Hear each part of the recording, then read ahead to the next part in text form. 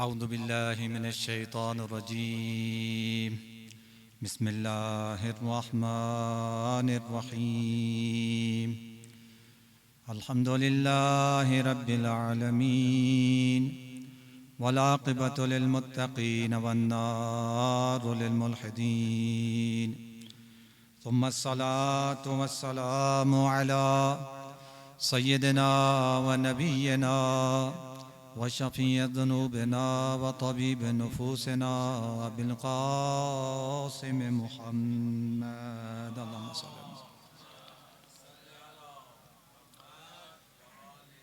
وعلى آله الطيبين الطاهرين المعصومين المظلومين سيما بقية الله في الأرضين روحي وأرواح العالمين لتراب مقدمه الفداء وعلى جده مولى الكونين أبي عبد الله الحسين ورحمة الله وبركاته على شيعتهم ومحبيهم ومتبعيهم ولعنة الله على أعدائهم وغاصبي حقوقهم ومنكري فضائلهم. السلام عليك يا أبا عبد الله وعلى الأرواح التي حلت بفنائك. عليك مني سلام الله أبدا ما بقيت وبقي الليل والنهار ولا جعله الله آخر العهد مني لزيارتكم.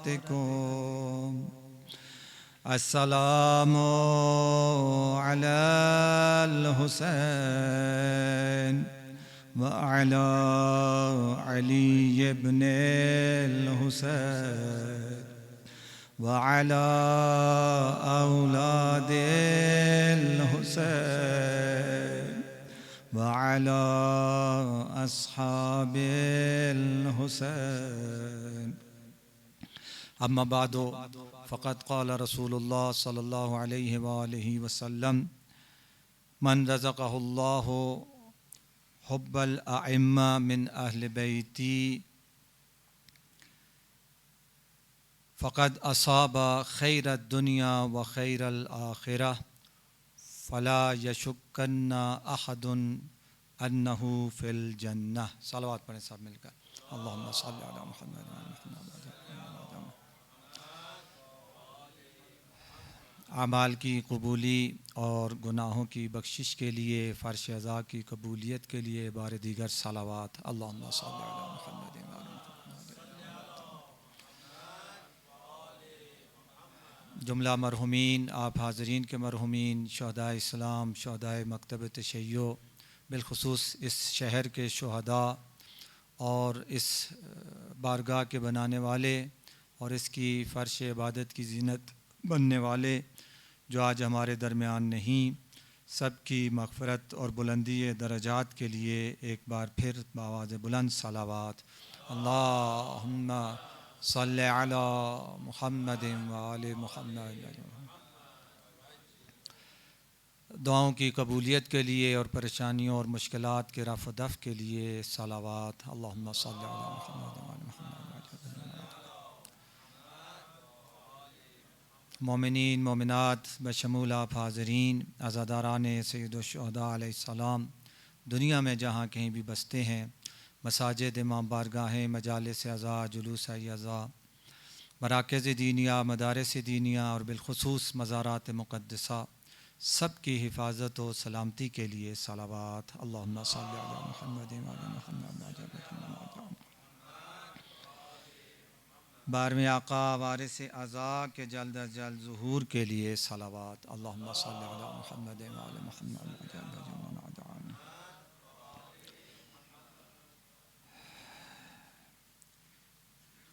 آپ کی خدمت میں خصال شیخ صدوق علیہ رحمہ سے یہ روایت پڑھنے کا شرف حاصل کیا، جس میں ختمی مرتبت فرماتے ہیں کہ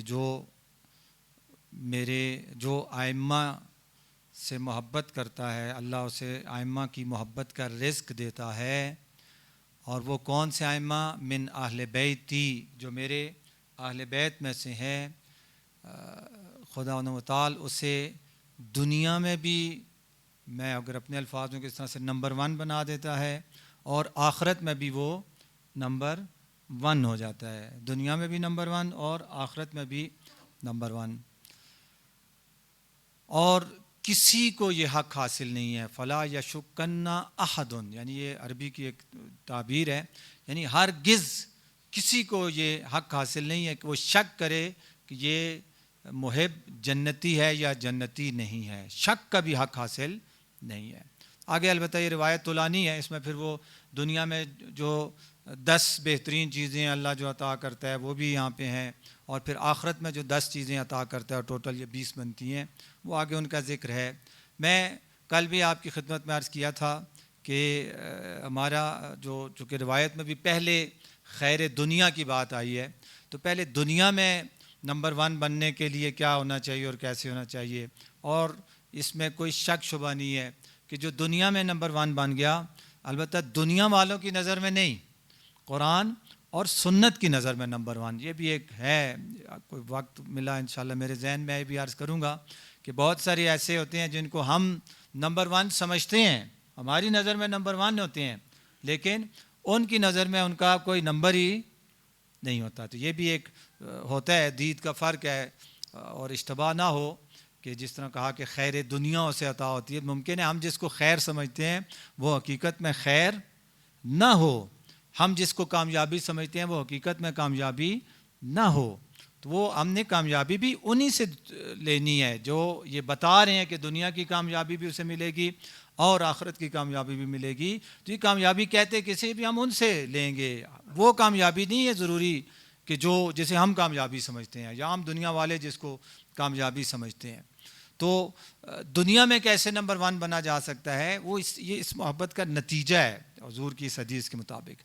اب ہم دیکھتے ہیں کہ بہت ساری ایسی محبتیں ہیں اہل بیت کی نسبت جن کا دعویٰ کیا جاتا ہے، لیکن نہ وہ دنیا میں کوئی نمبر 1 ہے، اور آخرت میں تو یقیناً جو دنیا میں ہمیں محبت اہل بیت نمبر 1 نہیں بنا سکی، وہ آخرت میں بھی ہمیں نمبر 1 نہیں بنا سکتی. تو یہ کیا راز ہے؟ تو محبت کے مراتب اور درجات ہوتے ہیں. وہ محبت جو اس حد تک مؤثر ہوتی ہے کہ دنیا میں بھی نمبر 1 بنائے اور آخرت میں بھی نمبر 1 بنائے، وہ ہے ہمارا اصلی موضوع گفتگو ان چند دنوں میں، اور وہ بھی روایات کی روشنی میں کہ کون سی محبت اہل بیت ہے جو انسان کو دنیا اور آخرت میں نمبر 1 بناتی ہے. اس کے علاوہ نچلے درجے بھی ہیں محبت کے، اور وہ محبت کے درجے جو ہیں بہرحال ان کا بھی اپنا ایک اثر ہے. محبت اہل بیت جیسی بھی ہو اور جتنی بھی ہو، اس کا اپنا ایک اثر ہوتا ہے. اس کی اگر روایات کی روشنی میں اس کو اگر ہم عرض کرنا چاہیں تو بہترین مثال جو ہے وہ یہ واقعہ ملتا ہے جب ہمارے 8ویں امام کو حاکم وقت کے حکم سے زبردستی مدینہ سے خراسان لایا گیا. تو وہ جو مامورین تھے امام کو مدینہ سے خراسان لانے والے، جب خراسان پہنچا چکے تو ان میں سے ایک شخص، یہ مرحوم مجلسی رضوان اللہ علیہ نے بہار الانوار میں اس کو نقل فرمایا کہ وہ ایک شخص ان کے پاس امام کے پاس آتا ہے اور کہتا ہے کہ اتنا عرصہ، ہم ظاہری بات ہے بہت طولانی سفر سعودی عرب سے ہوتے ہوئے، عراق سے ہوتے ہوئے پھر خراسان ہمارے ادھر پاس یہاں تک آئے، تو کافی عرصہ لگا اس میں، تو اتنا عرصہ ہم آپ کے ساتھ رہے، تو میں چاہتا ہوں آپ میرے لیے کوئی چیز لکھ دیں جو میرے لیے ایک یادگار ہو. جیسے آج کل کہتے ہیں آٹوگراف دے دیں، مثلا آٹوگراف مانگا. امام نے کہا چلو کچھ لے آؤ، میں لکھ دیتا ہوں اس کے اوپر. وہ گیا اور کوئی چیز ایسی کھال ٹائپ کی چیز لے کے آیا، اور امام نے اس کے اوپر ایک جملہ لکھا. وہ جملہ کیا تھا؟ کن محبا لآل محمد وان کنت فاسقا. صلوات پڑھیں صاحب مل کر. محمد وآل محمد. کن محبا لآل محمد، آل محمد سے محبت کرنے والا بن جا. ان کنت فاسقا، اگرچہ تو فاسق ہی کیوں نہیں ہے، یعنی تمہارا کردار اچھا نہیں بھی ہے پھر بھی محمد و آل محمد سے محبت کرو، یہ محبت تمہیں فائدہ دے گی. البتہ یقیناً اس محبت کا فائدہ اس محبت کی نسبت جو میں عرض کرنا چاہتا ہوں زمین آسمان کا فرق ہے. تو محبت جیسی بھی ہو جتنی بھی ہو محمد و آل محمد علیہ السلام سے, اس کا بہرحال اثر ہوتا ہے, لیکن چھوٹے موٹے اثر پہ راضی ہو جانا یہ بھی علی والوں کو زیب نہیں دیتا. وہ علی جو کہتے ہیں کہ میں اللہ کی عبادت نہ جنت کی لالچ میں کرتا ہوں نہ جہنم کے خوف سے کرتا ہوں, چونکہ جنت کی لالچ میں عبادت کرنے والا تاجروں کی عبادت کرتا ہے اور جہنم کے خوف سے عبادت کرنے والا غلاموں کی عبادت کرتا ہے. میں وہ دونوں نہیں کرتا, بلکہ اس لیے کرتا ہوں کہ وہ لائق عبادت ہے تو اس لیے اس کی عبادت کرتا ہوں. تو جو علی کا ماننے والا ہے وہ اتنی چھوٹے محبت اہل بیت کے اثر کے اوپر سے راضی اور قانع نہیں ہو جانا چاہیے. تو یہ عرض کرنے کا مقصد ہے محبت کا اثر ضرور ہے, چاہے وہ جتنی کمزور اور تھوڑی کیوں نہ, اس کا اثر ضرور ہوتا ہے. کل 2-3 بہت خوبصورت بعد میں مجھ سے سوال کیے گئے, اس میں سے ایک سوال جو بہت اچھا تھا وہ یہی تھا, وہ جو میں نے عرض کی تھی حدیث کہ ان لقتل الحسین حرارۃ فی قلوب المؤمنین. تو ایک جوان نے بڑا خوبصورت یہاں وہ سوال کیا کہ اس کا مطلب ہے کہ جس کے دل میں بھی امام حسین کی محبت پائی جاتی پاس وہ مومن ہے. چونکہ میں نے عرض کیا تھا کہ اس روایت کی روشنی سے پتہ چلتا ہے کہ کچھ نہ کچھ ایمان کا درجہ ہمارے اندر بھی انشاءاللہ ہے, چونکہ ہم اپنے اندر امام کی نسبت ایک محبت کا احساس کرتے ہیں. تو ان کا سوال یہ تھا کہ اگر ایک غیر مسلم, بہت سارے ایسے ملتے ہیں جو وہ بھی امام حسین سے اگر محبت کا کرتا ہے یا محبت اس میں اظہار کرتا ہے تو کیا وہ بھی مومن ہے؟ تو میں نے عرض کیا کہ البتہ اس میں آخر میں ہے لا تبرد ابدا, یعنی کبھی بھی وہ کیا کہتے وہ حرارت جو ہے وہ ٹھنڈی نہیں پڑتی ہے.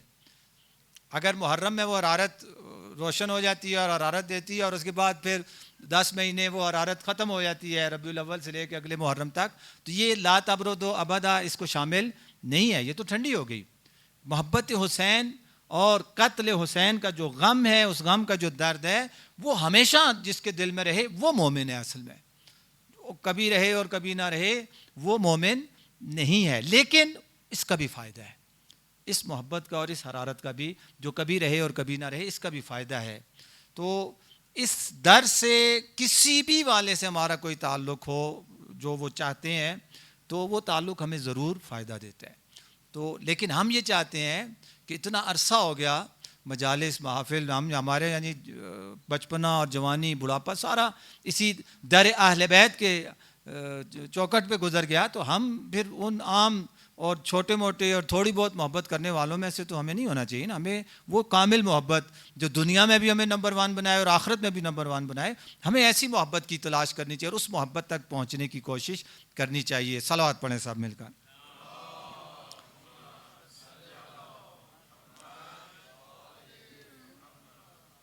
ایک بار پھر صلوات پڑھیں.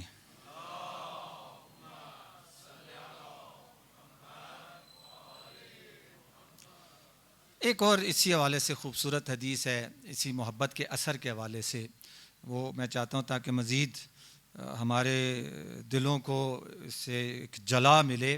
یہ معروف ہے, حارث حمدانی امام علی علیہ السلام کے اصحاب میں سے تھے, جس کو وہ کہا تھا یا حار و حمدان میں یمت یرانی, جو بھی مرے گا وہ مجھے دیکھے گا. ان سے یہ روایت ہے اور وہ کہتے ہیں کہ ایک دن اتیت امیر المؤمنین ذات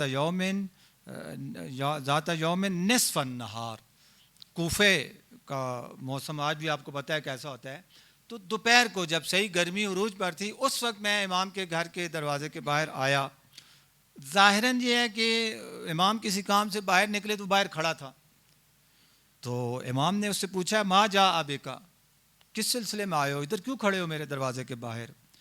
تو وہ کہتے ہیں قلت حبک واللہ, اللہ کی قسم اے علی آپ کی محبت مجھے آپ کے دروازے پہ لائی ہے, مجھے کوئی کام نہیں ہے آپ سے, کوئی سوال نہیں کرنا, کوئی کام نہیں ہے, کوئی کچھ نہیں ہے, بس گھر گیا چین نہیں آ رہا تھا اور میں آپ کے دروازے پہ آ گیا. حبک واللہ, اللہ کی قسم مجھے آپ کی محبت آپ کے دروازے پہ لے کے, ورنہ کوئی کام نہیں ہے مجھ سے, کوئی لینا دینا نہیں ہے ظاہری طور پہ مجھے آپ سے. مولا فرماتے کہ کہتے ہیں حارث کہتے ہیں مولا نے مجھے کہا قال ان کنت صادقا, اگر یہ جو تو کہہ رہا ہے کہ میری محبت تیرے دل میں ہے, ان کنت صادقا, اگر تو اپنے اس دعوے میں سچا ہے, یعنی اس کا مطلب یہ ہے کہ ہر دعوی محبت کرنے والے کا دعویٰ قبول نہیں ہے, اسے اپنے اس دعوی محبت میں کیا ہونا چاہیے؟ سچا ہونا چاہیے. ان کنت صادقا فی محبتک, اگر تو اپنی اس محبت کے دعوے میں سچا ہے تو لترانی فی ثلاثت مواطن، تو پھر تو مجھے 3 جگہوں پہ دیکھے گا، 3 جگہوں پہ تو مجھے دیکھے گا، لترانی حتمن تو دیکھے گا نی مجھے فی ثلاثت مواطن، 3 جگہوں پہ تو مجھے دیکھے گا۔ سب سے پہلی جگہ امام نے فرمایا کہ حیثو تب لوگو نفسوں کا ہاذہی و اومع بیدہی الی حنجرتہی، امام نے کہا سب سے پہلے تو مجھے اس وقت دیکھے گا جب تیری جان نکلتے ہوئے، چونکہ پاؤں کی طرف سے نکلتے ہوئے جب تیری جان یہاں پہ پہنچے گی، وہ آخری وقت ہوگا اور آخری موقع ہوگا انسان کے پاس زبان اور مثلا کلام کا، یہاں پہ جب تیری جان پہنچے گی اس وقت تو مجھے دیکھے گا، ایک۔ دوسرا وعند الصراط، اور جب پل صراط سے گزر کے اور جہنم کے اوپر سے گزر کے جنت میں جانا ہوگا اس وقت بھی تو مجھے دیکھے گا۔ اور ظاہری بات ہے یہ صرف دیکھنا نہیں ہے، صرف دیکھے گا، یعنی اس وقت میں آؤں گا اور میں صرف تمہیں اپنا چہرہ دکھانے کے لیے نہیں آؤں گا، تمہارے کام آنے کے لیے آؤں گا۔ دوسری اور تیسری جگہ فرمائی وعند الحوض، اور حوض کوثر پر بھی تو مجھے دیکھے گا۔ تو یہ دیکھیں ان کنت صادقا، اگر تو اپنے اس دعوی محبت میں سچا ہے۔ یہی ہمارا موضوع ہے کہ اگر یعنی ہم کس طرح سے اپنے دعوی محبت میں سچا ہو سکتے ہیں، کہ جب اپنے دعوی محبت میں سچا ہو جائیں گے تو پھر اس محبت کے جو حقیقی اثرات و ثمرات ہیں وہ ہمیں دنیا میں بھی مل سکتے ہیں اور آخرت میں بھی، وگرنہ اگر کچی پکی محبت ہے تو اس کا اثر بھی کیا ہوگا؟ کچا پکا ہی ہوگا۔ اگر ایک پکا اثر لینا ہے، ہم نے ایک مضبوط اثر لینا ہے تو پھر ہمیں اپنے اس محبت کے دعوے میں سچا ہونا پڑے گا۔ اور محبت کے دعوے میں سچا ہونے کے لیے کچھ چیزیں جو روایات کی روشنی میں آپ کی خدمت میں عرض کروں گا۔ سب سے پہلی جو چیز ہے، اور وہ تمام یعنی پوری زندگی کے اندر، کل بھی اس کے حوالے سے کافی عرض کیا تھا، سب سے پہلی جو چیز ہے وہ ہے اخلاص للہ فی اللہ۔ اور یہ روایت ہے چھٹے امام جعفر صادق علیہ الصلوۃ والسلام سے،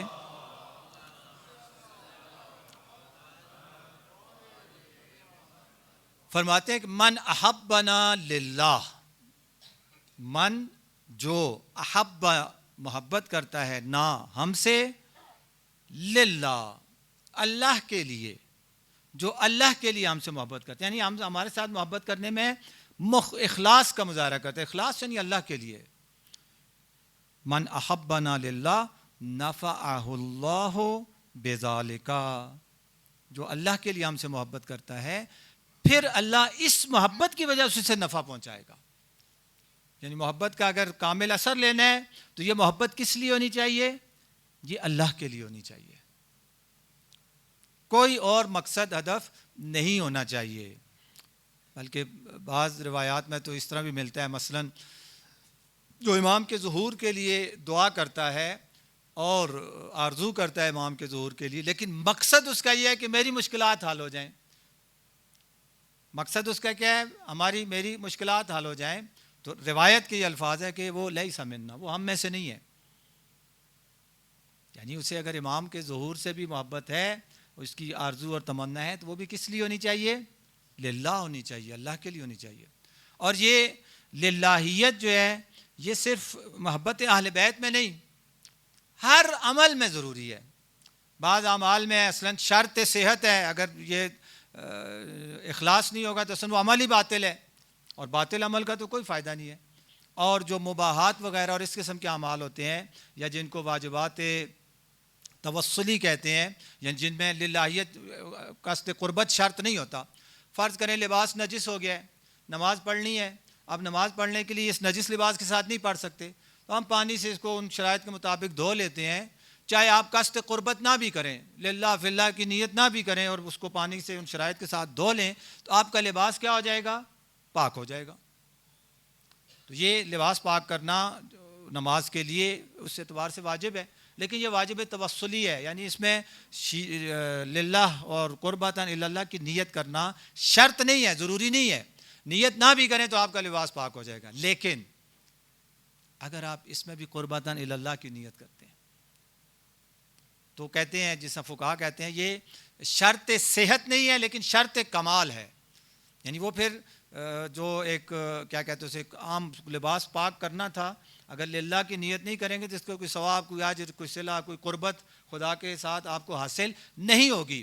لیکن اگر آپ اس میں بھی قربتاً اللہ کی نیت کر لیتے ہیں تو پھر اس لباس، نجس لباس کو پاک کرنے کے ذریعے سے بھی آپ کو اللہ کا قرب حاصل ہو جائے گا، آپ کو اللہ کا قرب حاصل ہو جائے گا، تو یعنی یہ وہ ایک مستحسن عمل بن جائے گا۔ تو بعض جگہوں پہ تو شرط ہے، نماز میں اگر للہیت نہیں ہے، نماز پڑھتے ہو، نماز باطل ہے، اس کی اگر وقت ہے تو اعادہ کرنا پڑے گا، دوبارہ پڑھنی پڑے گی، اگر وقت گزر گیا، قضا ہو گئی تو بعد میں قضا کرنی ہے، وہ عمل اصلاً آپ نے پڑھی ہی نہیں سمجھے۔ اسی طرح روزہ ہے، حج ہے، بہت سارے جو اعمال ہیں جن میں قصد قربت اور نیت شرط ہوتی ہے، ان میں تو اصلاً وہ عمل ہی باطل ہے۔ اور جن میں قصد قربت شرط نہیں ہے، مباح کام، پانی پیاس لگی ہے، پانی پینے لگے ہیں، بھوک لگی ہے، کھانا کھانے لگے ہیں، نیند آئی ہے، سونے لگے ہیں، وہ مباح کام ہے۔ اس میں بھی اگر آدمی قصد قربت کر لیتا ہے کہ میں اللہ کی خاطر سوتا ہوں، سوؤں گا، آرام کروں گا، بدن کو آرام ملے گا، جب اٹھوں گا تازہ دم ہوں گا، فریش ہوں گا، رزق حلال کمانے میں مجھے آسانی ہوگی، اللہ کی بندگی و عبادت میں آسانی ہوگی، جہاد میں آسانی ہوگی، مومنین کی خدمت میں، انسانیت کی خدمت میں آسانی ہوگی، تھکا ہوا نہیں ہوں گا، اس نیت سے آدمی اگر سوتا ہے، جی سونا بھی اس کا کیا ہو جائے گا؟ عبادت ہو جائے گا، یہ للہ ہو جائے گا۔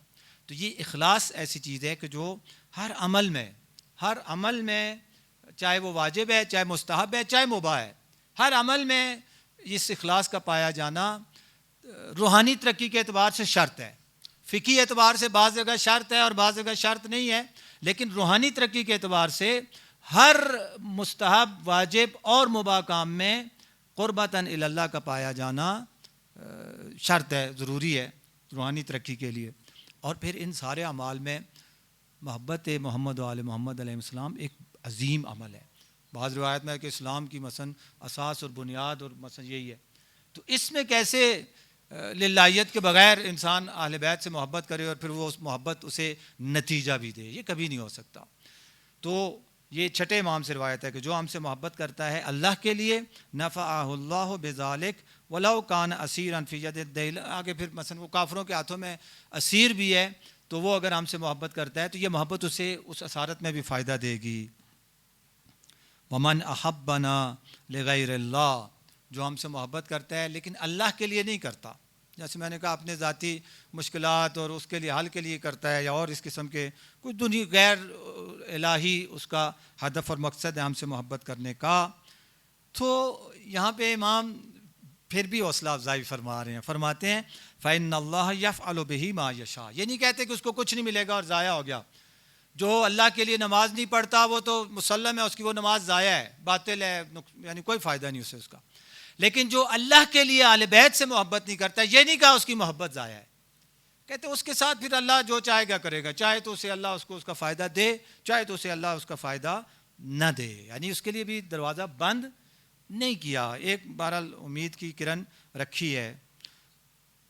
ان حبنا اہل البیت لیحط الذنوب عن العباد کما تحط الریح الشدیدہ الورق عن الشجر، یاد رکھو ہماری محبت بندوں کے گناہوں کو اس طرح سے جھاڑ دیتی ہے جس طرح سے تیز ہوا، آندھی مثلا خزاں کے موسم میں درختوں کے پتوں سے کیا کرتی ہے، درختوں کو پتوں سے خالی کر دی، ان پتوں کو گرا دیتی ہے، اس طرح سے ہماری محبت انسان کے گناہوں کو اس کی روح سے اور بدن سے گرا دیتی ہے۔ لیکن یہ محبت کون سی محبت ہے؟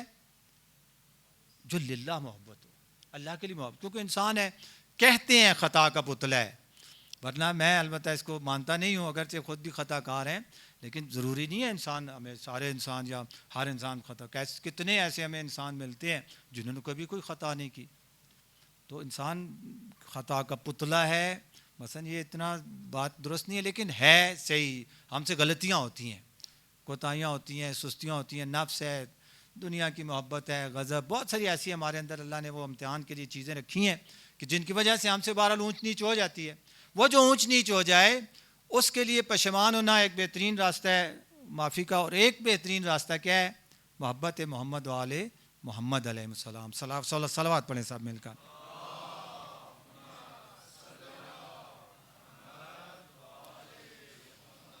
تو چونکہ اخلاص میں نے عرض کیا کہ صرف محبت اہل بیت میں ہی نہیں بلکہ زندگی کے ہر مرحلے اور ہر موڑ میں ہمیں اس اخلاص کی ضرورت پڑتی ہے. اور کل بھی میں نے عرض کیا تھا کہ یہ مجالس امام حسین علیہ السلام ان کی ایک خصوصیت یہ ہے کہ وہ ایک اخلاص کا ایک بہترین درجہ جو ہے یہ ہمیں اس مجلس میں ملتا ہے. وہ میں نے کل عرض کیا تھا جو آپ نہیں تھے کہ جب کربلا والوں کے مصائب پڑھے جا رہے ہوتے ہیں اور اچھے انداز کے ساتھ اور اچھے اس طریقے کے ساتھ بیان ہو رہے ہوتے ہیں اور ہمارے اوپر وہ اثر کر رہے ہوتے ہیں اور ہم رو رہے ہوتے ہیں, اس رونے کی حالت اور کیفیت میں اگر کوئی آ کر ہمیں کہے کہ آپ کو ان آنسوؤں کے بدلے یہ ملے گا اور وہ ملے گا اور یہ گناہ معاف ہوگا اور وہ ہوگا, تو ہم کیا کہتے ہیں؟ ہم کہتے ہیں بھائی ہمیں فی الحال نہ کچھ لینے کی ہمیں کوئی وہ آرزو اور تمنا ہے اور نہ ہمیں کوئی گناہ معاف, فی الحال ہمیں اپنے مولا کے غم میں آنسو بہانے دو. یعنی ایک صحیح خلوص ہوتا ہے اس میں, پھر کسی قسم کی کوئی انسان کے ذہن میں ہدف اور مقصد نہیں ہوتا. تو یہ ان مجلسوں کے فیوضات میں سے ایک فیض ہے کہ ہمیں تھوڑی دیر کے لیے بہرحال ایک اخلاص کا ایک ایسا درجہ ہمیں وہ چکھا دیتی ہے, ایک ایسی لذت چکھا دیتی ہے کہ جو عام حالات میں ہمارے پاس نہیں ہوتی. تو یہ اخلاص ہر جگہ ہمیں کام آتا ہے اور ضرورت ہوتا ہے. اور اس اخلاص کی اہمیت میں یہ ایک حدیث قدسی ہے, محجۃ البیضاء میں مرحوم فیض کاشانی رضوان اللہ علیہ نے اس کو نقل فرمایا ہے. فرماتے ہیں قال اللہ تعالی, حدیث قدسی آپ کو معلوم ہے کہ اللہ کا کلام ہوتا ہے. اللہ کا کلام دو قسم کا ہوتا ہے, ایک وہ جو قرآن ہے, ایک وہ جو قرآن نہیں ہے لیکن اللہ کا کلام ہے. اور ہمیں کیسے پتہ چلے کون سا قرآن ہے اور کون سا اللہ کا کلام ہے؟ تو حضور نے جس کلام کو کہا کہ یہ قرآن کا حصہ ہے اس کو قرآن میں رکھ دیا گیا, جس کلام کا نہیں کہا کہ یہ قرآن کا حصہ ہے لیکن کہا یہ کہ اللہ کا کلام ہے اس کو حدیث قدسی کہتے ہیں. خود زیارات میں زیارت عاشورہ حدیث قدسی ہے, یعنی کسی معصوم کا کلام نہیں ہے, کسی امام اور نبی کا کلام نہیں ہے بلکہ یہ خداوند متعال کا کلام ہے. تو اسی طرح یہ حدیث قدسی ہے, خداوند متعال فرما رہے ہیں, قرآن کی آیت نہیں ہے لیکن کلام اللہ کا ہے. فرماتا ہے, خدا فرماتا ہے قال اللہ تعالی الاخلاص سر من اسراری, اخلاص میرے رازوں میں سے ایک راز ہے, میرے اسرار میں سے ایک سر ہے. استودعہ قلب من احببتہ من عبادی, یہ اخلاص میں اس کے دل میں ڈالتا ہوں اپنے بندوں میں سے جس بندے سے مجھے محبت ہوتی ہے. یہ اخلاص میرے اسرار میں سے ایک سر ہے اور یہ میں ہر کسی کو نہیں دیتا, اس کے دل میں ڈالتا ہوں اپنے بندوں میں سے, عبادی کا یعنی اپنے بندوں میں سے, ہر بندے کو نہیں دیتا ہوں. جو نافرمان ہیں اور میرے بندے ہیں ہی نہیں ان کو تو چھوڑ دیں, جو میرے بندے ہیں ان بندوں میں سے بھی ہر کسی کو یہ والا سر میں نہیں دیتا ہوں. یہ سر, یہ راز میں اس کے دل میں ڈالتا ہوں جس سے میں کیا کرتا ہوں؟ احببتہ, جس سے میں محبت کرتا ہوں. جہاں ہم خدا سے صحت مانگتے ہیں, طول عمر مانگتے ہیں, مال مانگتے ہیں, کاروبار, نوکری, تعلیم, بہت ساری یہ دنیاوی جو چیزیں مانگتے ہیں اور مانگنی چاہیے, اس کے علاوہ اور کون ہے ہمارا, ہر چیز مانگنی چاہیے اس سے, وہاں یہ چیزیں بھی مانگنی چاہیے. خدایا یہ اخلاص مجھے بھی عطا کر, یہ خلوص کا پیکر تو مجھے بھی بنا دے. کہ یہ اخلاص اگر آ گیا تو ایک اور روایت میں ہے کہ اخلص قلبک یکفک القلیل من العمل, دل کو خالص کرو, تھوڑا عمل بھی تمہیں بہت فائدہ دے گا. یعنی اگر خالص نیت کے ساتھ انسان تھوڑا عمل بھی کرے, یہ تھوڑا بھی بہت بڑا ہوتا ہے. اور اگر نیت خالص نہیں ہے, بڑا عمل بھی کر دے, وہ بڑا عمل بھی خلوص کے نہ ہونے کی وجہ سے یا خلوص کے کم ہونے کی وجہ سے وہ کیا ہو جاتا ہے, وہ بڑا عمل بھی چھوٹا بن جاتا ہے. تو چھوٹے عمل کو بڑا کر دیتا ہے اخلاص, اور بڑے عمل کو چھوٹا کر دیتا ہے اخلاص کا کم یا نہ ہونا, تو خیر اصل عمل کو ہی ختم کر دیتا ہے. صلوات پڑھیں سب مل کر.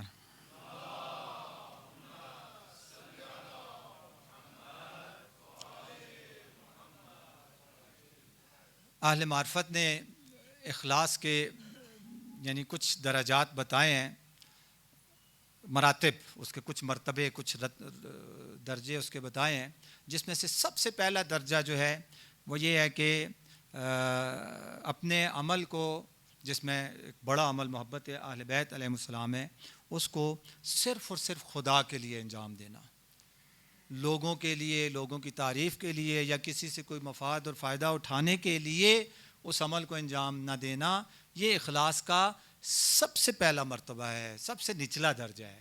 یعنی یہ سمجھیں پرائمری کلاس والوں کا پرائمری جو ہے اخلاص کی پرائمری درجہ جو ہے وہ یہ ہے کہ انسان اپنے تمام امور کو صرف اور صرف اللہ جل جلالہ کے لیے انجام دے، اس کی نظر میں اللہ کے علاوہ کوئی اور چیز نہ ہو، ما سوی اللہ، اللہ کے سوا کچھ بھی اس کے مد نظر نہ ہو۔ البتہ میں اپنے آپ کو جب دیکھتا ہوں یہ درجہ دیکھتے ہوئے تبھی پرائمری میں بھی پرائمری پاس ہوتی ہوئی نظر نہیں آتی، لیکن بہرحال یہ درجات ہمیں معلوم ہونے چاہیے تاکہ اللہ مدد کرے اور وہ ہم اس کے محبوب بندوں میں شامل ہو جائیں، وہ پھر اس اپنے سر کو ہمارے قلب میں داخل کرے۔ تو یہ درجات ہیں، یہ کلاسز، یہ منزلیں ہمارے سامنے ہیں اور ان کی طرف ہم سفر کر سکتے ہیں۔ تو سب سے پہلا مرتبہ اخلاص کا یہ ہے کہ انسان کا کوئی بھی عمل اللہ کے علاوہ کسی اور کے لیے نہیں ہو، صرف اور صرف خدا اس کے مد نظر ہو۔ دوسرا مرتبہ انسان اپنے عمل کو کسی دنیاوی مقصد کے لیے بھی انجام نہ دے۔ ایک وہ تھا غیر اللہ والا، وہ مقصد اور ہے، یہ دنیاوی مقاصد وہ ہیں جن کا روایات میں بتایا گیا ہے۔ مثلا کہا گیا ہے نماز کے بعد آپ ہاتھوں کی 5 انگلیاں دونوں ہاتھوں کی دونوں آنکھوں پہ رکھ کے آیت الکرسی پڑھیں تو آپ کی بینائی مثلا کبھی کمزور نہیں ہوتی یا مثلا آنکھ کا مسئلہ نہیں ہوتا۔ اب اگر انسان یہ عمل انجام دیتا ہے، وہ پہلے والے مرتبے سے خارج نہیں ہوا ہے، یہ ما سوی اللہ کے لیے نہیں کر رہا ہے، یہ روایت نے کہا ہے، حدیث نے کہا ہے اس طرح سے کرو تمہاری بینائی وہ نہیں ہوتی ہے، ایک علاج ہے جو حدیث نے بتایا ہے۔ تو پہلے مرتبے کے حساب سے یہ اخلاص ہے، لیکن دوسرے مرتبے کے حساب سے یہ اخلاص نہیں ہے۔ میں ایک دنیاوی مقصد حاصل کرنے کے لیے نماز کے بعد آیت الکرسی پڑھ رہا ہوں، پہلے مرتبے کے اعتبار سے میں مخلص ہوں، لیکن میڈل کے درجے کے اعتبار سے میں مخلص نہیں ہوں۔ اور بھی اسی طرح سے نماز تہجد پڑھنے سے مثلا نورانیت میں اضافہ ہوتا ہے، یا نماز اول ماہ پڑھنے سے، مہینے کی پہلی تاریخ کو ایک نماز ہے، اس کو پڑھنے سے صحت و سلامتی ملتی ہے اور آفات اور بلاؤں سے انسان محفوظ رہتا ہے۔ 2 رکعت نماز ہے ہر مہینے چاند کی پہلی تاریخ کو پڑھنے سے۔ اب اگر کوئی اس نیت سے یہ نماز پڑھتا ہے تو پہلے مرتبے کے اعتبار سے وہ مخلص ہے، لیکن دوسرے مرتبے کے اعتبار سے وہ مخلص نہیں ہے، چونکہ ایک دنیاوی مقصد اور ہدف حاصل کرنا چاہتا ہے اس کے ذریعے سے۔ اس سے بھی اگلا مرتبہ ہے، اگلا مرتبہ کیا ہے کہ اپنے عمل کو جنت اور آخرت کی جسمانی نعمتوں سے کی خاطر بھی اپنے عمل کو جنت کی جسمانی نعمتوں سے بھی پاک کرے، یعنی جو اعمال انجام دے اس میں اس کی نظر میں اس عمل کے بدلے میں جنت کی کوئی حور، جنت کا کوئی قصر محل، کوئی دودھ کی نہر، کوئی شہد کی کوئی مثلا اس قسم کی دنیاوی جن کا تعلق کھانے پینے اور اس جسم کے ساتھ ہے، اس قسم کی نعمتیں بھی اس کے مد نظر نہیں ہوں۔ اور یہ بھی میں نے عرض کیا کہ یہ اگر اس نیت سے کوئی کرتا ہے تو مثلا روایات میں ہے ظاہراً کہ جو دسترخوان پر بعد میں جو غذا کے وہ ریزے رہ جاتے ہیں ان کو کھاتا ہے، مخصوص کے بدلے اسے جنت میں اللہ حوروں سے نوازتا ہے۔ اب کوئی اس نیت سے کھاتا ہے تو یہ یعنی پہلے اور دوسرے مرتبے کے اعتبار سے اس کے اخلاص میں کوئی مسئلہ نہیں ہے، یہ مخلص ہے، ٹھیک ہے۔ لیکن اس تیسرے مرتبے کے اعتبار سے یہ جنت کی ایک نعمت کی خاطر، جسمانی نعمت کی خاطر اس نیک عمل کو انجام دے رہا ہے، تو اس تیسرے مرتبے کے اعتبار سے یہ مخلص نہیں ہے، لیکن پہلے اور دوسرے کے اعتبار سے یہ مخلص ہے، تیسرے کے اعتبار سے مخلص نہیں ہے۔ البتہ میں نے پہلے بھی عرض کر دی ہے کہ میں کیا کہتے ہیں ان المرء یقیس علی نفسہ، انسان دوسروں کو بھی اپنے اوپر قیاس کرتا ہے۔ میں آپ کو اپنے آپ کو پرائمری میں پاس نہیں دیکھتا ہوں تو ممکن ہے میں آپ کو بھی یہی سمجھوں آپ بھی میری طرح آگے پیچھے کوئی کلاسوں میں ہیں، تو یہ مرتبے ابھی ہم سے بہت دور ہیں مجھ جیسوں سے، لیکن ہیں، یہ چیزیں ہیں، ہمیں علم ہونی چاہیے اور آہستہ آہستہ رینگتے ہوئے، کرالنگ کرتے ہوئے، جیسے تیسے ان مراتب کی طرف آگے بڑھنا چاہیے۔ تو یہ تیسرا مرتبہ تھا جس میں انسان اپنے اعمال کو جنت کی جسمانی لذتوں اور نعمتوں سے بھی اپنے اعمال کو پاک کر دیتا ہے۔ جنت کی جسمانی اور مادی جو نعمتیں اور لذتیں ہیں وہ بھی اس کے مد نظر نہیں ہوتی۔ صلوات پڑھیں سب مل کر۔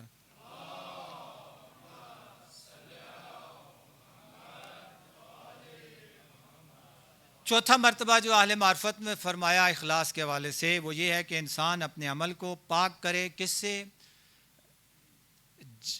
جہنم کے جسمانی عذابوں سے، آگ سے، اور جو جسمانی سانپ اور بچھو اور اس قسم کے جو جسمانی عذاب ہیں ان سے بھی اپنے عمل کو پاک کرے. یعنی میں اس لیے نہیں یہ نیک عمل کرتا کہ جہنم کے عذاب سے، جسمانی عذاب سے بچ جاؤں. یہ چوتھا مرحلہ. اور پانچواں مرتبہ یہ ہے کہ اب بہت ہی اوپر کام ہو گیا ہے، یعنی اب بہت اوپر چلے گئے ہم. مرتبہ پنجم یہ ہے کہ انسان اپنے عمل کو پاک کرے. وہ تو پہلے تھا نا جنت کی جسمانی لذتوں اور نعمتوں سے، اب یہ ہے کہ روحانی جو لذتیں اور نعمتیں ہیں اور مزے ہیں ان سے بھی اپنے عمل کو پاک کرے. فرض کریں مثلا ملائکہ میں شامل ہو جاؤں میں، اس کا جسم سے کوئی تعلق نہیں ہے، ملائکہ خود بھی جسم نہیں رکھتے، اس کا روحانیات سے تعلق ہے. میں ملائکہ کی صفوں میں پہنچ جاؤں، ملائکہ میں شامل ہو جاؤں، تو یہ مرتبہ بھی یہ پانچواں مرتبہ یہ ہے کہ اس سے بھی وہ اپنے عمل کو پاک کرے. یعنی مجھے ملائکہ میں بھی شامل ہونے کا کوئی شوق نہیں ہے، میں صرف اپنے رب کے لیے کروں بس. ملائکہ میں مجھے داخل کرے یا ملائکہ میں مجھے داخل نہ کرے، میرا اس قسم کا کوئی ہدف اور مقصد نہیں ہے. تو جو روحانی لذتیں اور روحانی کمالات ہیں ان سے بھی اپنے عمل کو پاک کرے. چھٹا مرحلہ یہ ہے کہ جو ان لذتوں سے محروم ہونے کے ڈر سے بھی اپنے عمل کو پاک کرے کہ اگر میں یہ عمل کر رہا ہوں اس لیے کہ ایسا نہ ہو کہ میں ملائکہ کی صف میں شامل ہونے سے محروم رہ جاؤں. اسی پہلے کا اپوزٹ، یعنی ایک دفعہ اس کی لالچ میں یہ کام کرتا ہے کہ میں ملائکہ کی صفوں میں شامل ہو جاؤں، ایک دفعہ یہ ہے کہ اس ڈر سے یہ کام کرتا ہے کہ کہیں میں ملائکہ کی صف میں شامل نہ ہو سکوں.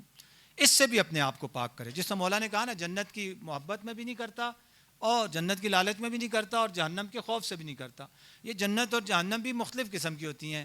ایک وہ جسمانی لذت اور عذاب والی جنت جہنم ہے، ایک روحانی لذت اور روحانی عذاب والی جہنم اور جنت ہے. دعائے کمیل میں اس کا بھی اشارہ ہے کہ الہی صبرت علی حر نارک، یعنی وہ جسم کو جلانے والی آگ کو تو میں برداشت کر لوں گا، لیکن تیرے فراق کو، فراق کا تعلق جسم سے نہیں ہوتا ہے، جسم کو کوئی اذیت نہیں ہوتی ہے فراق سے، روح کو اذیت ہوتی ہے. یعنی وہ روحانی جو جہنم ہے وہ میں کیسے برداشت کروں گا. البتہ آپ کو معلوم ہو یہ امام خمینی رحمۃ اللہ علیہ نے کہا تھا یہ جو جملہ ہے، جب دعائے کمیل کا یہ جملہ پڑھیں تو یہ کبھی اپنی نیت سے نہ پڑھیں، کیونکہ ہم یہ بات نہیں کہہ سکتے کہ ہم جہنم کی آگ کو برداشت کر لیں گے. یہ علی جیسا مولا ہی کہہ سکتا ہے. کہتے ہیں یہ جملہ جو ہے آپ اس نیت سے پڑھیں کہ مولا کا جملہ ہے اور یہ دعائے کمیل ان کی ہے تو انہوں نے پڑھا ہے تو میں بھی پڑھ رہا ہوں، باقی یہ میرا اس سے کوئی تعلق نہیں ہے. میں ایسا دعویٰ نہیں کرتا کہ میں جہنم، میں تو دنیا کی آگ نہیں برداشت کر سکتا، آخرت کی آگ. تو یہ چھٹا مرحلہ تھا کہ اپنے عمل کو اس روحانی لذتوں سے محروم رہنے کے خوف سے بھی پاک کرے انسان.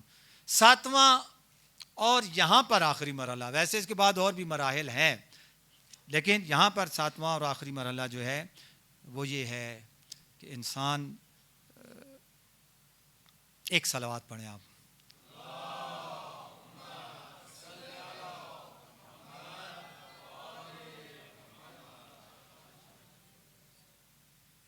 یعنی اللہ کے علاوہ پھر کچھ بھی اس کے مد نظر نہ ہو،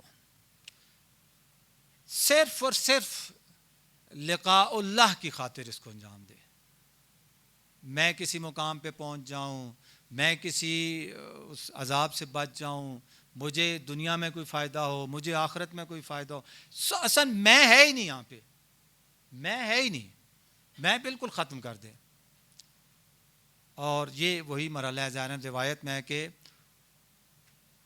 آخر ما یخرج من قلب المؤمن حب الذات، سب سے آخری چیز جو انسان کے دل سے نکلتی ہے یہ روحانی سفر میں اور اس ترقی میں، وہ اپنی ذات کی محبت ہے. اور یہ اخلاص والا وہ والا مرحلہ ہے، یعنی اس نے اسے اپنے میں ہے ہی نہیں اس میں. البتہ یہ حب ذات جو ہے یہ کوئی جس طرح غضب بری چیز نہیں ہے، جس طرح شہوت بری چیز نہیں ہے اور بری چیز ہے، اور جس طرح غضب بری چیز نہیں ہے اور بری چیز ہے، اسی طرح حب ذات بری چیز نہیں ہے اور بری چیز ہے بھی. دونوں پہلو، غضب کو اگر آپ اللہ کی مرضی کے خلاف استعمال کرتے ہیں تو بری چیز ہے، لیکن غضب کو آپ اللہ کے لیے استعمال کرتے ہیں، دشمنان دین کے لیے، دشمنان انسانیت کے لیے استعمال کرتے ہیں تو یہ اچھی چیز ہے. اسی طرح حب ذات بھی اگر آپ ایک حد تک حب ذات نہ ہو تو انسان کوئی کام بھی نہ کرے. اگر مجھے اپنے آپ سے محبت نہیں ہے تو بیوی سے بھی محبت نہیں ہے، والدین سے بھی محبت نہیں ہے، چونکہ بیوی، والدین، اولاد، دوست، احباب، یہ سب ان سے مجھے اس لیے محبت ہوتی ہے کہ یہ میری بیوی ہے، یہ میرے ابو ہیں، یہ میری امی ہے، یہ میرا بیٹا ہے، یہ میری بہن ہے، یعنی اس میں ہوتی ہے ہر جگہ. اگر مجھے میں سے نہیں محبت ہوگی تو میں سے منسلک جتنی چیزیں مجھ سے جڑتی ہیں ان سے بھی مجھے کوئی محبت نہیں ہوگی. اصلاً نہ دین میں، نہ دنیا میں، نہ آخرت میں کسی جگہ انسان ترقی نہیں کر سکتا. تو اس اعتبار سے حب ذات نعمت ہے. لیکن یہ مختلف ترقی کے مراحل جب طے کرتے کرتے کرتے ایک مرحلہ ایسا آتا ہے کہ اب انسان کو حب ذات کی ضرورت نہیں ہے. اب حب ذات سے بھی انسان آگے نکل گیا ہے. وہاں پہ اگر پھر وہ حب ذات رکھتا ہے اور حب ذات کی خاطر کام کرتا ہے تو یہ 7واں مرحلہ ہے کہ پھر وہ اس 7ویں مرحلے کے اعتبار سے وہ مخلص نہیں ہے. تو یہ 7 مرحلے جو میں نے آپ کی خدمت میں عرض کیے، یہ امام خمینی رحمۃ اللہ علیہ کی کتاب آداب الصلاۃ میں سے تھے یہ 7 مرحلے. اور یہ 7 مرحلے بیان کرنے کے بعد وہ فرماتے ہیں و پس از این مرتبے مراتب دیگری است کہ از حدود خلوص خارج بودے و بیان آن مراتب از حوصلے این جانب خارج است. ہمیں تو پتہ بھی نہیں اور کیا ہے اس کے بعد مرحلے. بہرحال ان کو پتہ تھے، انہوں نے کہا ہیں، لیکن ظاہراً ان کے مد نظر یہ بھی تھا کہ یہ 7 مرحلے جو ہیں، یہ 7 مرحلوں میں سے کوئی پہلے دوسرے مرحلے تک ہی پہنچ جائیں تو بہت بڑی بات ہے. یہ آخری مرحلے کے بارے میں وہ لکھتے ہیں وَنَّوْعِ مردم از دستیابی بے آن ناتوانند. اکثر لوگ اس 7ویں مرحلے کو حاصل کرنے سے ناتوان ہیں، یعنی حاصل نہیں کر سکتے. وہ کمتر کسی از اہل معرفت بے ان سعادت می رسند. یعنی بہت قسمت والے ہیں جو اس مرتبے پہ پہنچتے ہیں. البتہ ان مرتبے درجہ نہائی عروج آنان نیست بلکہ از مقامات معمولی آنہا بے شمار می رواد. یہ 7واں مرحلہ جو اتنا بڑا مرحلہ ہے جس میں اکثریت نہیں پہنچ سکتے، اکا دکا افراد پہنچتے ہیں. کہتے ہیں یہ جو 7واں مرحلہ ہے یہ بھی کوئی بہت بڑا مرحلہ نہیں ہے. وہ امام خمینی کا واقعہ آپ نے سنا ہے، جب وہ فرانس سے آ رہے تھے انقلاب کے وقت جہاز میں، تو کسی اس نے خبر نگار نے ان سے پوچھا کہ ایک وقت تھا اس ملک سے آپ کو ملک بدر کیا گیا تھا، یعنی دوسرے لفظ میں دھکے مار کے نکالا گیا تھا، اور آج آپ اس ملک میں واپس آ رہے ہیں اور پورا ایران سمجھیں تہران میں آیا ہوا ہے اور آپ کا مثلا استقبال کے لیے آیا ہوا ہے. تو اس دن جس دن آپ کو یہاں سے بے یار و مددگار دھکے مار کے نکالا گیا اور آج آپ اس شان و شوکت سے آ رہے ہیں، تو ان دونوں دنوں میں آپ کیا فرق محسوس کرتے ہیں؟ ان دونوں دنوں میں آپ کیا فرق محسوس کرتے ہیں؟ ان کا کچھ بھی نہیں. یعنی یہ ہم کہہ سکتے ہیں یہ 7ویں مرحلے پہ ہے. اس کو جس دن دھکے مار کے یہاں سے نکالا گیا تھا تو بھی اسے کوئی پرواہ نہیں تھی، آج اس شان و شوکت سے آ رہا ہے تو بھی کوئی پرواہ نہیں. کیوں؟ کہا اس دن بھی میں وظیفہ الہی پہ عمل کر رہا تھا، آج بھی وظیفہ الہی پہ عمل کر رہا ہوں. اس دن بھی میں اللہ کے حکم پہ یعنی زندگی وہ کر رہا تھا اور زندگی کے ان مراحل کا سامنا کر رہا تھا، آج بھی اللہ کے حکم پہ چل رہا ہوں. اس لیے مجھے کوئی فرق نہیں پڑتا، چاہے مجھے دھکے مار کے نکالیں، چاہے مجھے.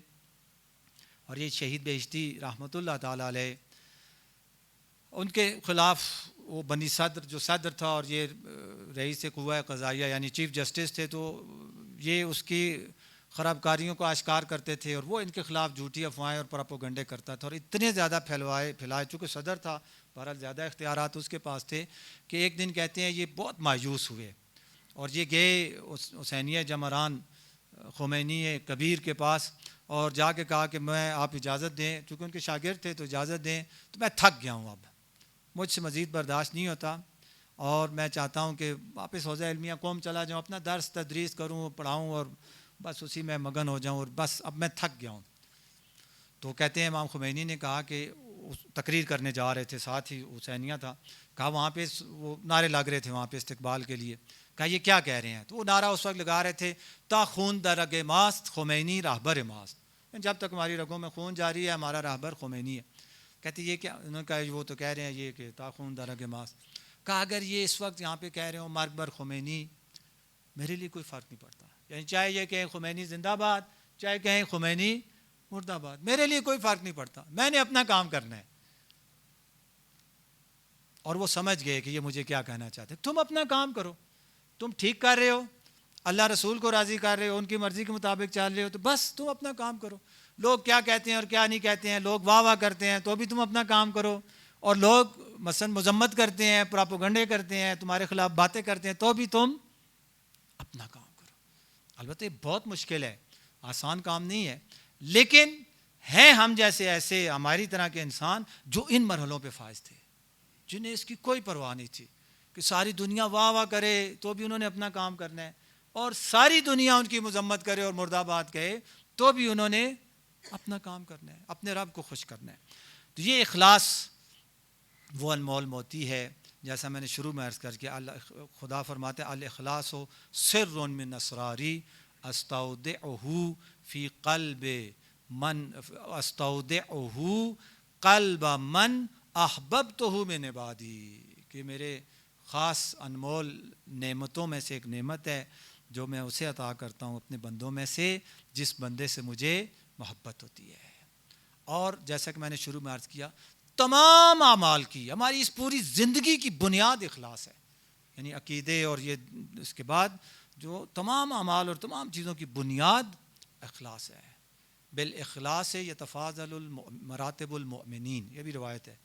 مومنین کے جو مرتبوں میں فرق ہوتا ہے, کوئی 8ویں درجے پہ ہے, کوئی 9ویں درجے پہ ہے, کوئی 10ویں درجے پہ ہے نا ایمان کے درجوں میں, وہ فرق عمل کی وجہ سے نہیں ہے, عمل سب کا ایک جیسا تھا. عمار بھی حضور کے پیچھے نماز پڑھتے تھے, مقداد بھی حضور کے پیچھے نماز پڑھتے تھے, سلمان اور ابو ذر بھی حضور کے پیچھے نماز پڑھتے تھے, سارے کام حضور کے ساتھ کرتے تھے اور ایک جیسے کرتے تھے. لیکن کوئی 8ویں درجے پہ ہے, کوئی 9ویں درجے پہ ہے, کوئی 10ویں درجے پہ ہے. کیوں؟ اخلاص. اور اخلاص کے ساتھ دوسری چیز معرفت. معرفت اور اخلاص یہ دو ایسی چیزیں ہیں کہ یہ انسان کے چھوٹے سے عمل کو بھی پتہ نہیں کہاں سے کہاں لے جاتے ہیں. اگر ہوں, اور اگر نہ ہو یا کم ہو تو بڑے سے بڑے عمل کو بھی چھوٹا بنا دیتے ہیں.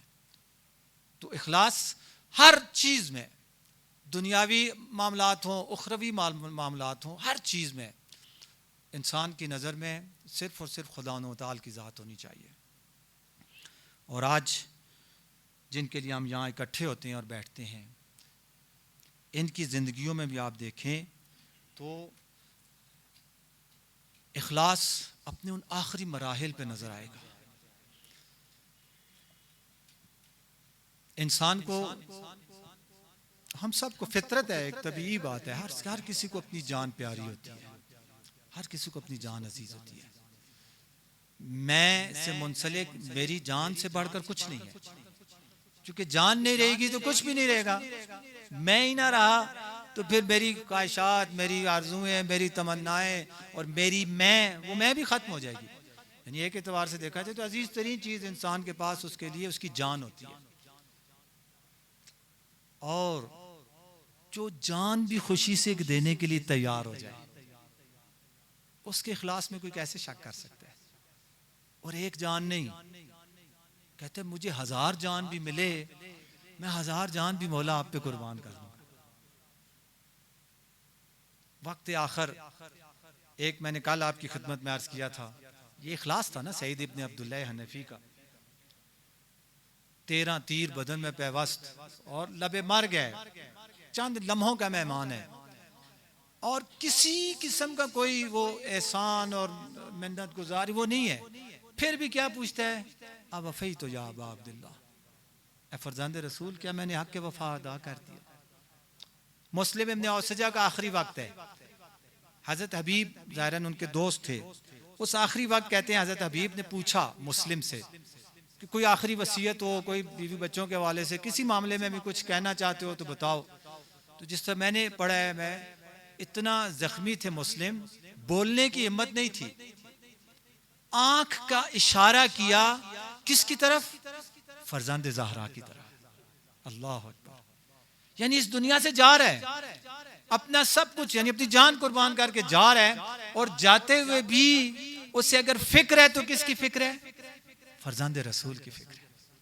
امام کی طرف اشارہ کرتا ہے, میرے بعد میرے آقا کا خیال رکھنا.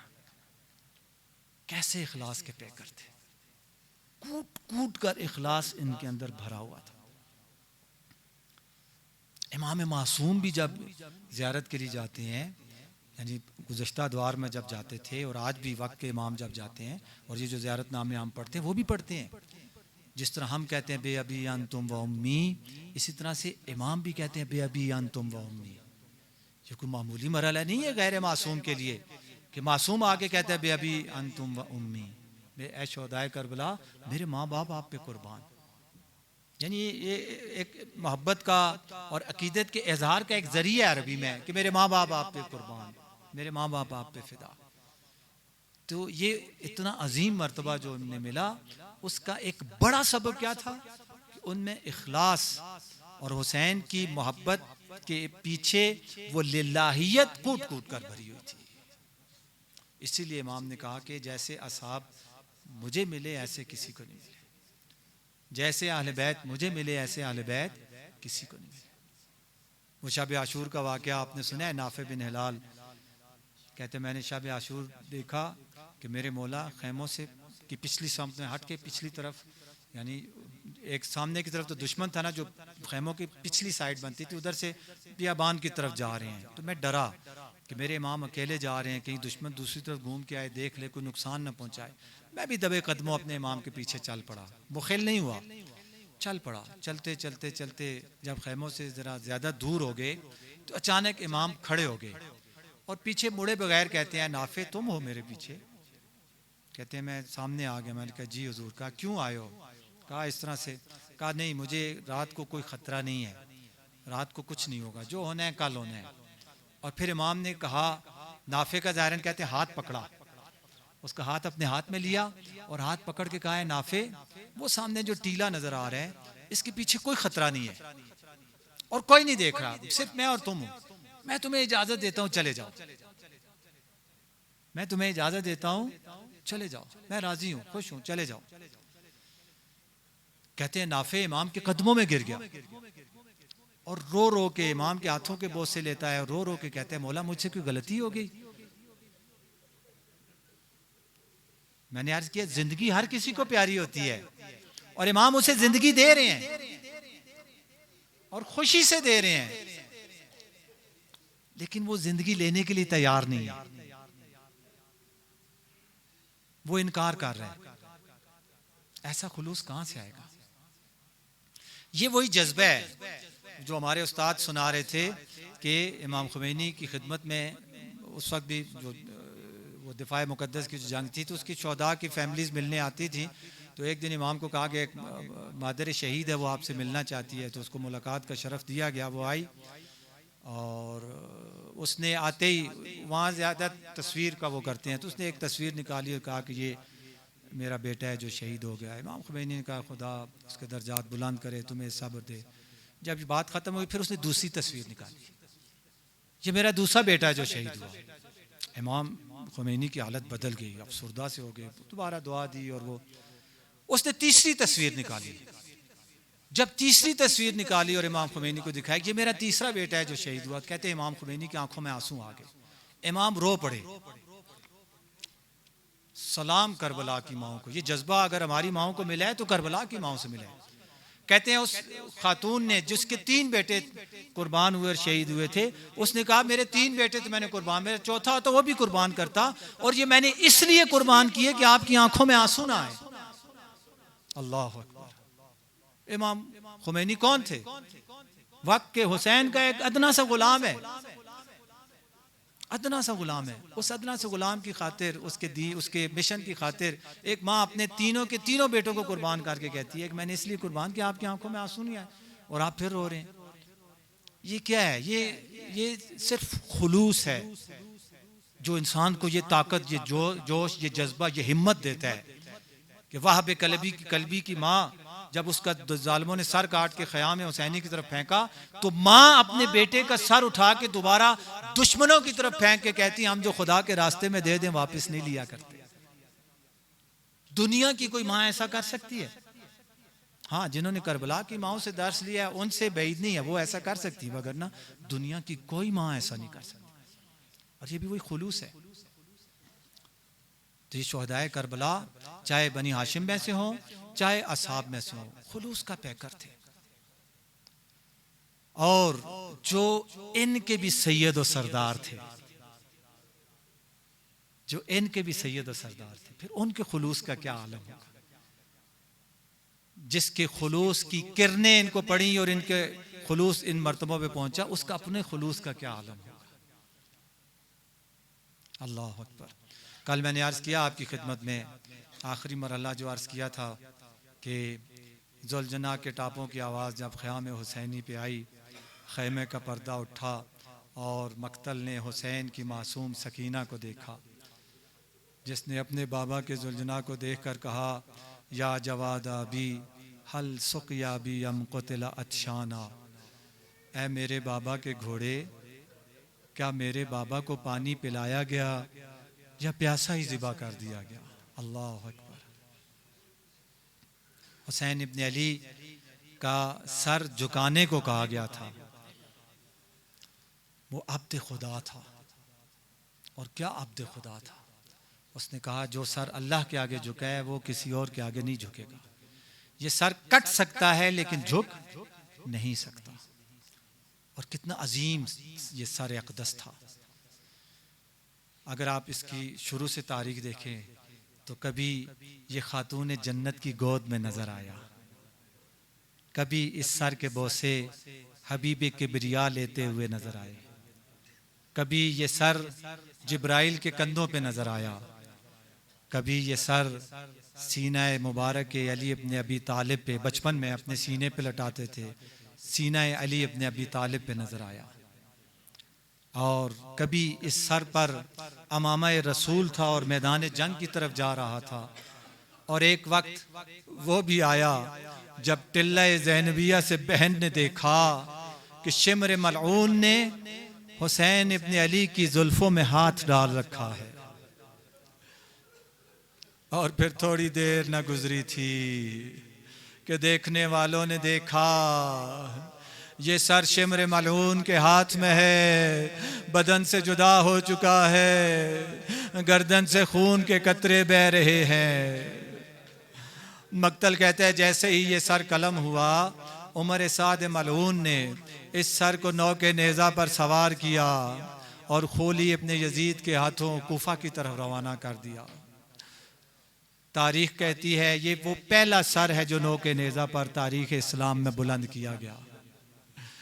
نوک نیزہ پہ بلند کر کے خولی کے ہاتھ بھیج دیا۔ خولی نہ جانے کس رفتار سے گیا کہ اسی دن آدھی رات کے وقت کوفہ جا پہنچا۔ قصر دارالامارہ بند تھا، خولی یہ سر لے کر اپنے گھر چلا گیا۔ اپنے گھر میں جا کر صحن میں ایک تندور تھا، اس سر مبارک کو، سر اقدس کو اس تندور کے اندر رکھ دیا۔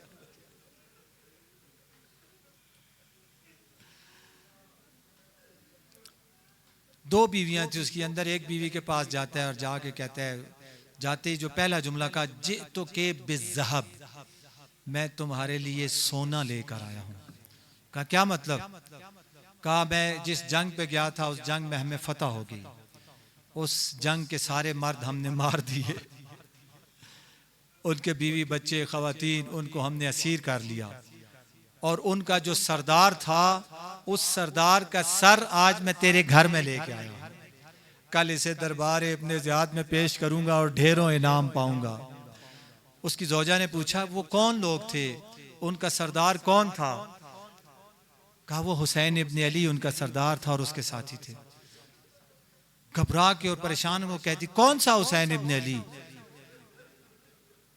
کہا وہی حسین ابن علی جو ایک ہی ہے، پیٹ کے، یعنی مومنہ نہیں تھی، مسلمان عورت تھی، سر پیٹ کے کہتی ہے فرزند رسول کا اور دلبند بطول کا سر تم میرے گھر لے کے آئے ہو اور کہتے ہو کہ میں سونا چاندی اور مال و دولت لے کر آئے ہوں، شرم نہیں آتی تمہیں؟ آج تک ایک چھت کے نیچے میں تمہارے ساتھ رہتی ہوں، آج کے بعد میں کبھی تمہارے ساتھ نہیں رہوں گی۔ اور ظاہر دوسری زوجہ کا یہ بیان ہے کہ میری آنکھ کھلی تو میں نے دیکھا میرا صحن میں بہت روشنی ہے، میں جب باہر نکلی تو میں نے دیکھا میرے صحن کا جو تندور ہے اس تندور سے ایک نور کا ستون ہے جو نکل کے آسمان کی طرف جا رہا ہے، اور جب میں نے قریب ہو کے جا کے دیکھا تو وہ مولا حسین کا سر تھا، اس کا تعلق بنی اسد سے تھا، وہ ظاہراً چاہنے والی تھی۔ ادھر سے یہ دوسری زوجہ بھی آ گئی اور اس نے جب یہ بتایا تو دونوں نے اس کو بہت لان تان کیا، اس سر کو دھویا، اس کا احترام کیا، جو بھی ہو سکتا تھا بہرحال۔ اور پھر اسی سر کو مقتل نے دیکھا، ابن زیاد کا دربار ہے اور سرائے کربلا کا قافلہ ہے، اور ابن زیاد کے قدموں میں ایک سونے کا تشت رکھا ہے اور اس تشت پر حسین ابن علی کا سر رکھا ہے۔ کاش دیکھنے والوں میں حسین کی بہنیں شامل نہ ہوتی، کاش دیکھنے والوں میں حسین کی بیٹیاں یہ منظر نہ دیکھ رہی ہیں۔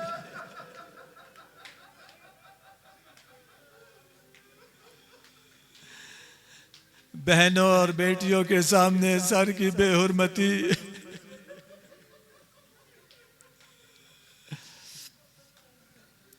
اور پھر یہی سر دوبارہ اسی طرح سے ایک اور دربار میں نظر آیا، اور وہاں تو بے حرمتی کی انتہا ہو گئی۔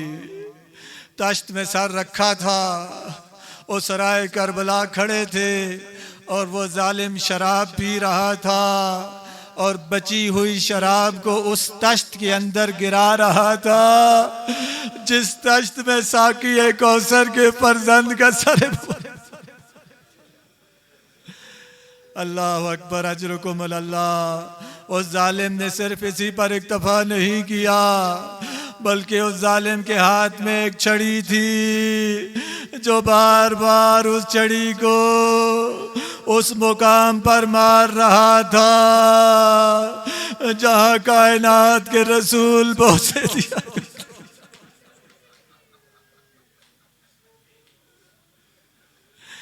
اس سر اقدس نے کیسی کیسی مصیبتیں دیکھی، اللہ اکبر۔ اور پھر ایک بار پھر یہ سر ہمیں کہاں نظر آیا؟ حسین کی 4 سالہ معصومہ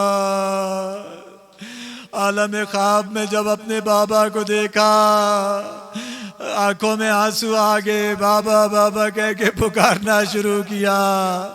اولاد والے اور خاص طور پر بیٹیوں والے اس کو بہتر سمجھ سکتے ہیں۔ بیٹی جو باپ کے فراق میں بے چین اور بے قرار تھی، بیتاب ہو کر روتے روتے جاگ گئی۔ سب بیویاں جاگ گئیں، یزید ملعون تک خبر پہنچی، کہا اس کے لیے اس کے بابا کا سر لے جاؤ۔ ایک تشت میں سر کو رکھا گیا، اس کے اوپر ایک رومال سے اس کو ڈھانپا گیا۔ جب وہ تشت اس معصومہ کے سامنے لایا گیا، کہا مجھے کھانا نہیں چاہیے، مجھے میرا بابا چاہیے۔ اب جو رومال اٹھایا گیا، بچی کو اپنے بابا کا سر نظر آیا، اپنے بابا کے سر کو اپنے گود میں لیا، وہ مرثیہ کیا، پڑا، اے بابا اس کم سنی نے کس نے مجھے یتیم کر دیا؟ اے بابا تیری گردن کی رگوں کو کس نے کاٹا؟ اے بابا تیرے سر کے خون سے تیری داڑھی کو کس نے خضاب کیا؟ ظاہراً مقتل میں نہیں ملتا، لیکن اس معصومہ کی زبان حال یہ بھی ہوگی، اے بابا جب تک آپ تھے کوئی میلی آنکھ سے بھی مجھے نہیں دیکھتا تھا، لیکن اے بابا آپ کے جانے کے بعد آپ کی بیٹی کے کان زخمی ہو گئے، آپ کی بیٹی کے رخسار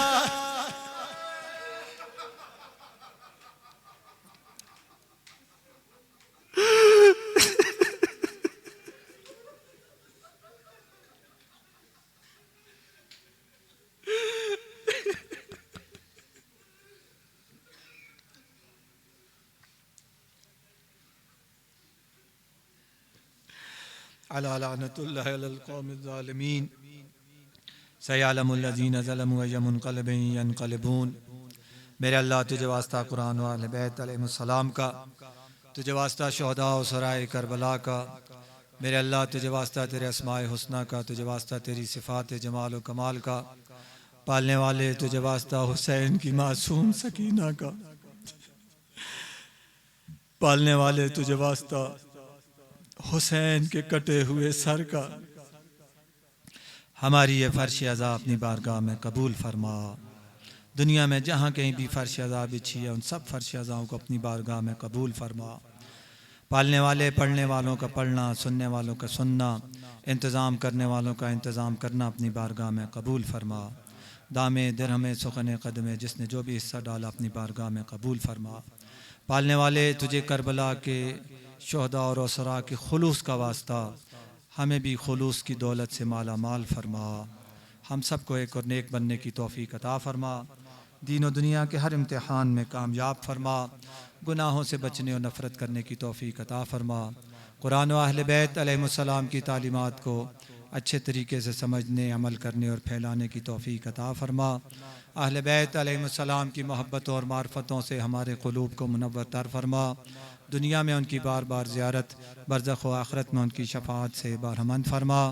ہمارے مرحومین والدین، ذوی الحقوق، اساتذہ سب کے گناہوں کی مغفرت فرما۔ پریشان حال مومنین کی پریشانیوں کو دور فرما۔ حاضرین کی پریشانیوں کو دور فرما۔ ملتمسین دعا کی دعاؤں کو قبول فرما۔ حاضرین کی دعاؤں کو قبول فرما۔ ہمارے بیماروں کو شفا اور اسراء کو جلد از جلد رہائی نصیب فرما۔ حاضرین میں، حاضرین کے لواحقین میں جو بھی مومنین مومنات بیمار ہیں، بالخصوص مریض حسن رضا، ان سب کو شفائے کاملہ عاجلہ عطا فرما۔ جسمانی اور روحانی ہر قسم کی بیماریوں سے ہم سب کو صحت و سلامتی عطا فرما۔ طول عمر ببرکت عطا فرما۔ بے اولادوں کو اولاد صالحہ عطا فرما۔ جن کو اولاد دیا ان کے اولاد کو نیک اور صالح بنا۔ ہماری آنے والی نسلوں کو تا قیام قیامت محمد و آل محمد علیہ السلام کا حبدار، پیروکار، عزادار بننے کی توفیق عطا فرما۔ اس فرش ازا کے بچھانے میں جو مومنین مومنات ہمارے یہ نوجوان جو زحمت کرتے ہیں، ان کی زحمتوں کو اپنی بارگاہ میں قبول فرما۔ ان کی توفیقات خیر میں اضافہ فرما۔ اسلام و مسلمین اور ملک عزیز کی خدمت کرنے والوں کی نصرت فرما۔ اسلام و مسلمین اور ملک عزیز کے دشمنوں کو نیست و نابود فرما۔ علماء حق کا سایہ قائم و دائم فرما۔ ہمیں ان کی پیروی کی توفیق عطا فرما۔ رزق حلال وافر ببرکت عطا فرما۔ ہم سب کی آمادگی کے ساتھ ہمارے محبوب امام علیہ السلام کے ظہور میں تعجیل فرما۔ ان کے قلب مبارک کو ہم سب سے راضی و خوشنود فرما۔ ان کی دعائیں ہم سب کے شامل حال فرما۔ ان کے عظیم انقلاب کی راہیں ہم سب کو ہموار کرنے کی توفیق عطا فرما۔ برحمتک یا ارحم الراحمین۔ صلی علی محمد و آلہ الطاہرین۔ فرش ازا، دعا، نماز، عبادات کی قبولیت کے لیے بآواز بلند صلوات۔ اللہم